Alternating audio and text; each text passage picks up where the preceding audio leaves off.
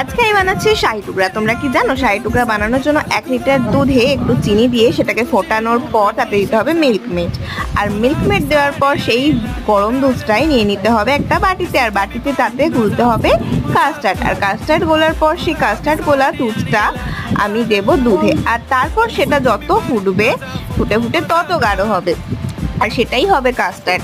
অন্যদিকে আমি এক ছানাতে মিল্ক মেড দিয়ে সেটাকে একটু মেখেছি। মাখার পর পাউরুটিকে 4টে ধার কেটে এরকম ট্রায়াঙ্গেল শেপ দিয়ে তাতে এই মিল্ক মেড দিয়ে ছানা মাখাটাই পুর করেছি। পুর করে এপিট ওপিট চেপে মাঝখানে একটা লবঙ্গ পুরে একটু এপিট ওপিট করে ভেজে নিয়েছি। তোমরা চাইলে বাটার দিয়েও ভাজতে পারো। আর ওইদিকে ওই কাস্টার্ডটা ঠান্ডা হয়ে যেতে তাতে আমি এই পুর দেওয়া পাউরুটিগুলোকে রেখে তার উপর দিয়ে আবারও সেই দুধ কাস্টার্ডটা ছড়িয়ে ফ্রিজে 7 থেকে 8 ঘন্টা রেখে দিলেই তৈরি শাহি টুকরা।